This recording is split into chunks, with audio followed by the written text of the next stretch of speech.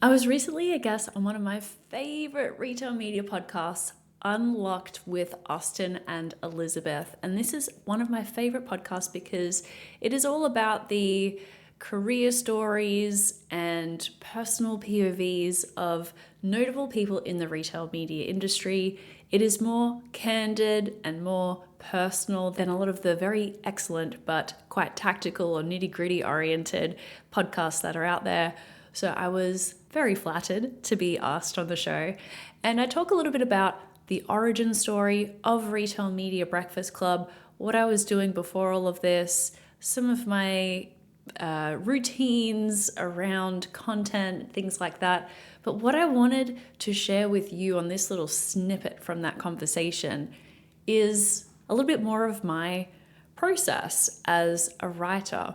And this is something that I feel a lot of people could tap into to lean into storytelling. Austin has a really great perspective on this as well, which he shares after I give my little spiel. And to end with, I do share a kind of embarrassing but quite funny story from a few years ago that I've never shared publicly. I think you're going to like it. I do highly recommend checking out the Unlocked podcast with Austin and Elizabeth. Now, let's listen to some highlights. Thank you for writing and continuing to educate our industry because I know when we first met about a year ago and I started to read your content, I'm like, how does she do it? This is incredible to have the stamina. And Mm. it's not easy to come up with this type of storytelling every Well, thank single. you for saying that. I get that comment quite a bit. I'll say what I usually tell people is one, it's my job. I don't have busy jobs like you guys. This is all I do. I sit at my desk and sometimes I have content planned out for a week. Sometimes it's 3 o'clock in the afternoon and I'm like, I need a newsletter for tomorrow. What am I going to write about? And I just have to sit there and write the damn thing and then record the podcast. Okay, that's the thing. Second is, do you guys ever feel bored or like you've run out of challenges to solve in your jobs? No. No, never like, I don't know what boredom is. Probably because I'm a mother of two girls and when I'm Yes. Well, there's working, I'm a chauffeur. yeah, right. Well, there's that too, but like there is just so much to talk about. I've got a list of there's 100 things I want to get to and things that are kind of percolating and never run out of things to talk about. It's my job. It's what I do. And because I've done it for a while, I've become a bit more quick at doing it. And AI certainly helps. I use it all the time. It's an incredible tool. I wouldn't be able to have the same level of output as I do. But yeah. You're the first one to bring up AI in our conversations. And I know that's a little bit off topic, but would you share with our listeners a few of the platforms that they should look into? Yeah, for me, it might not be the same for everyone in the audience, but I use Claude for writing. It's a bit of better writing partner. I've started to use Claude Cowork as well to actually automate some tasks. I'll admit, I feel hopelessly behind on all of this stuff on automation because it takes a while to actually learn it and set it up. So don't worry if you're feeling behind on it. That's certainly how I feel. I use ChatGPT a lot. And then I use Notion to store and catalog all of my content that I've written, all of my interview notes, save a lot of research there. And one thing that I'm not sure if you guys have noticed, I don't do it all the time. I'm really making more of an effort to do it. But I love to use personal anecdotes and stories whenever I can to make a point. And people seem to really love it. I've had people come up to me at events and say, "Oh my gosh, I love the baby Chino story," which was like an opening of a story. It was like a story about my son. And I love doing that. There was a book that I read a few years ago called Storyworthy, and it was written by this guy who is, The Moth, the storytelling competition, The Moth. Yes. So it's like a stand-up storytelling. It's not meant to be humorous, but it's like people's personal stories and it's a Mhm. storytelling competition. It's amazing. So this guy who's a champion moth contestant, he wrote a book about storytelling and how to effectively tell stories. And he's got a concept in this book called Homework for Life.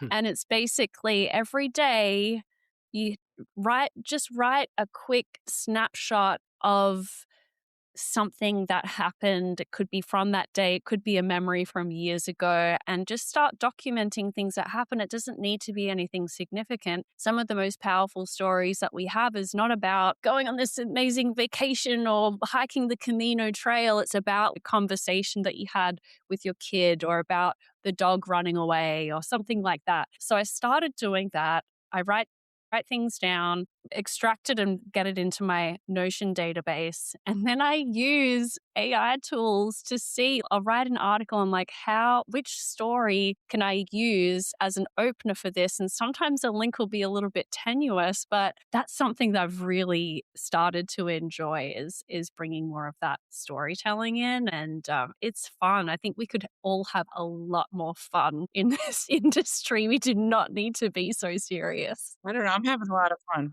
Yeah, I mean, that's part of why I think that all this content works too, is because there is a very engaged group and we do like to have fun. We all work really hard, but we also, we genuinely like talking about this stuff too. We can nerd about it all day if they'll let us. Yeah.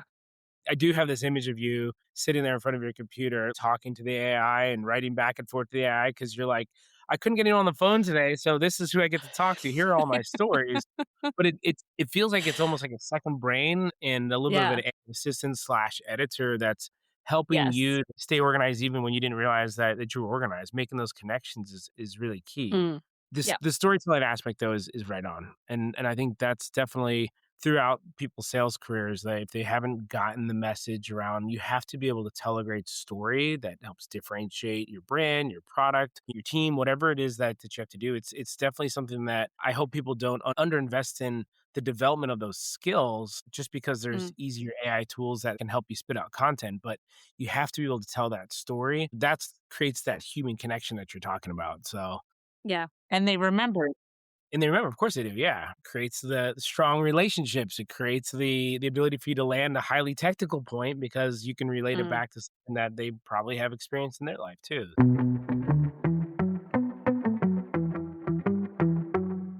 Miracle Ads is the only retail media solution designed for both 1P and 3P marketplace brands. Why does that matter? Marketplace sellers demand a seamless advertiser experience that still offers full funnel ad formats. And retailers need a flexible solution that allows you to scale your media business. Learn more at miracle.com. That's MIRAKL.com.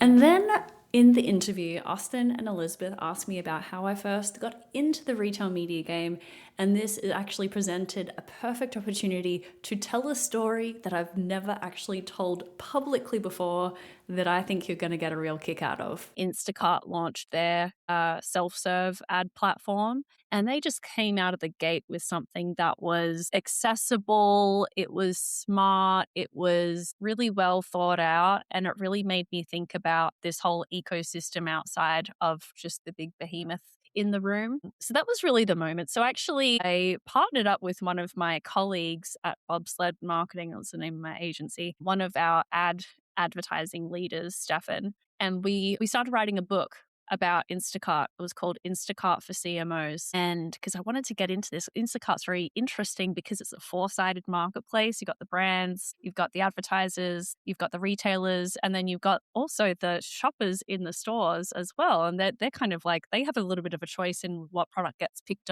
off the shelf as well. So it's just something new that I wanted to unpack and really understand. And so we interviewed bunch of people. I spoke with some really great investment, like equity analysts about Instacart and registered the domain Instacart for CMOs. And one day I get a text from my assistant saying, there's something that you need to look at quite urgently. And it was a takedown notice from Instacart's legal team about this domain that I had registered, Instacart for CMOs. And because I hadn't actually launched the book yet, it was just kind of like a holding page while I was getting everything ready.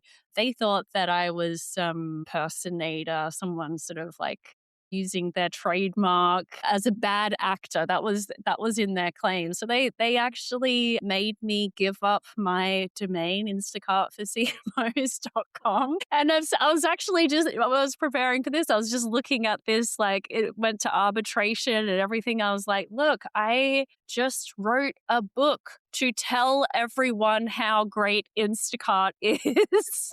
And, no good deed goes unpunished. So that's the kind of hijinks you get into when you're trying to get into the content marketing game. That's so funny. And obviously that for CMOs, it was really around like, hey, this is a real media opportunity, real marketing opportunity. So you need to understand it. Yeah. And someone on the legal Yeah. team was like, nope, we're just going to shut that down. By the way, I'll save everyone the Yeah. trouble. I just tried to navigate to it. It is still shut down. So apparently you did No, you get they the book? own it. Instacart owns it now because But it I doesn't, had it doesn't, it to. doesn't open the page though. So, No, of course not. all right, we'll have to call some of Gotta our be friends. careful here. We'll have to call some of our friends over there. That book, See it's what's going really on. funny. Like the only people that buy that book are people who are interviewing for jobs at Instacart. It's the, the only, Which is not a it, small number. So well, I guess so. It's a few years old now. Yeah, anyway, I wanted to tell you guys a story that I hadn't told publicly. So there you go.